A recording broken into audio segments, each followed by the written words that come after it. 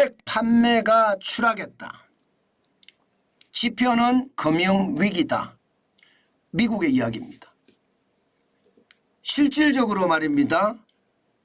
10월 미국의 잠정주택 판매 지수가 여러분 71.1을 가리키고 있습니다. 와, 어째 보면 말입니다. 시장에 위기감이 팡팡 도는 것 같습니다.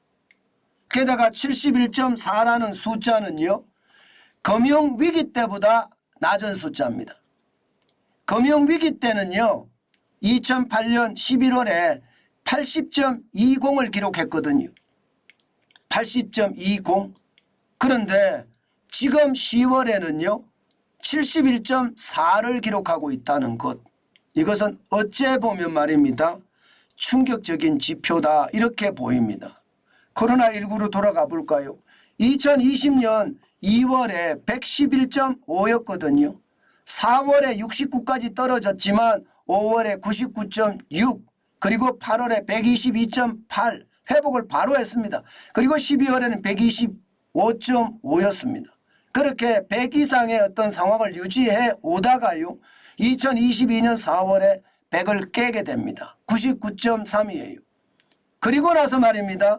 9월에는 79.5까지 떨어지고요. 11월에는 73.5 이것이 1월에는 82.5까지 뭔가 조금 회복해 가는 것 같더니만 6월, 9월, 10월 뭐 6, 7, 8, 9, 10이겠죠. 쭉 떨어지고 있습니다. 71.1까지 떨어지고 있습니다.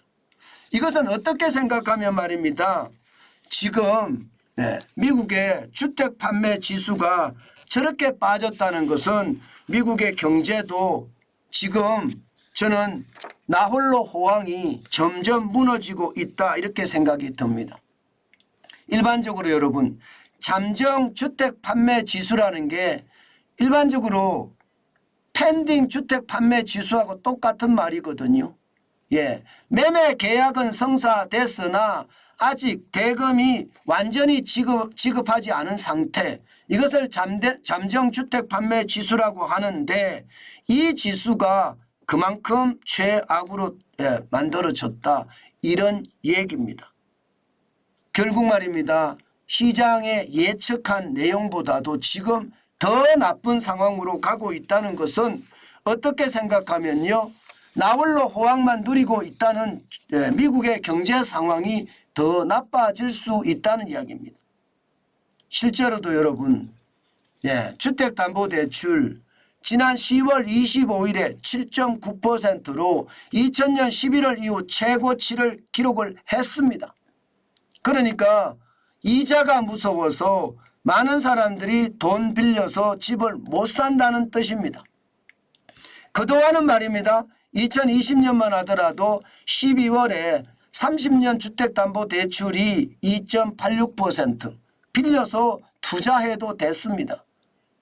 게다가 2021년 9월 29일 3.10% 이때까지만 하더라도요 빌려서 투자해도 됐습니다. 우리말로 하면 영끌해서 투자해도 별 무리가 없었다는 뜻이에요. 그런데 2022년 3월 30일부터 4.8%까지 올라가더니요 10월에는 7.9% 그리고 12월 6일 현재도 7.17%입니다. 그러면 2020년이나 2021년에 무려 말입니다. 2배에서 3배까지 지금 이자가 올라갔다는 뜻이 됩니다. 그러면 시장은 어떻게 움직일까요? 여러분 말해서 못하겠습니까? 이자 폭탄에 대한 두려움 때문에 많은 사람들이 머뭇거리게 되고요. 머뭇거리게 되는 것이 결국은 시장의 어떤 정체 내지는 침체로 이어질 수 있다는 것 지금 시장에서는 해석하고 있습니다. 물론 미국에서는요. 고용이 둔화되는 게 속도가 더디기 때문에 경제가 위기라는 경착륙이 아니라 경제가 적응해가는 골디락스라고 이야기하죠.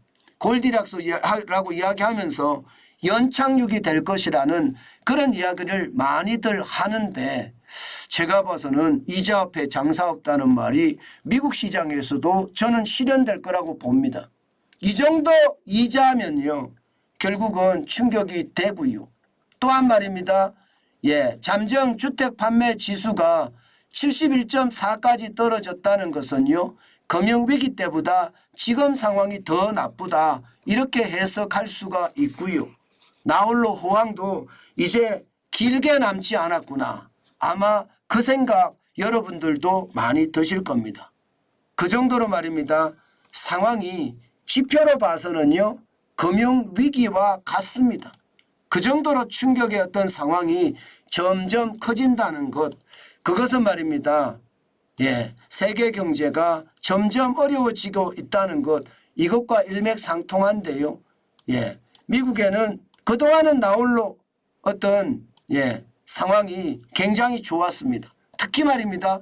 미국 같은 경우는 서비스업이 생산을 주도하면서 시장 전체에 큰 흐름을 만들어냈던 것도 사실이거든요.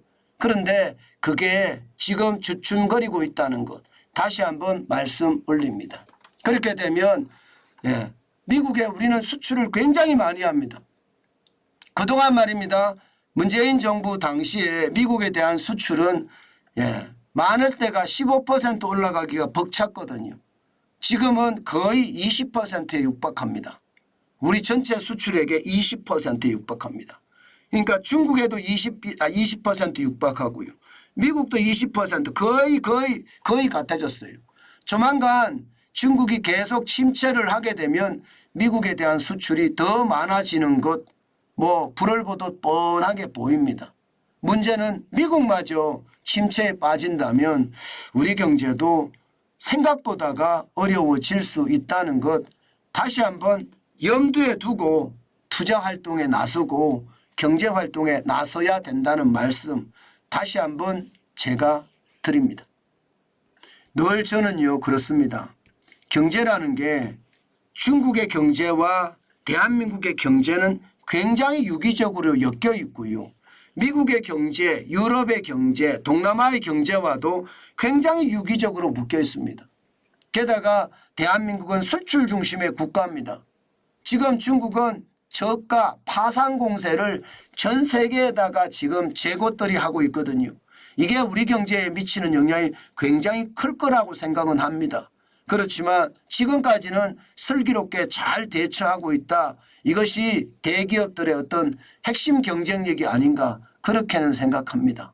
그러나 시장은요 저가로 계속 파산 공세를 퍼부었을 때 감당하지 못하고 우리 수출마저도 무너질 수 있다는 것 한 번쯤은 생각해 두고 경제활동을 하는 것도 우리에게는 굉장히 큰 도움이 되지 않겠느냐 이렇게 생각해 봅니다.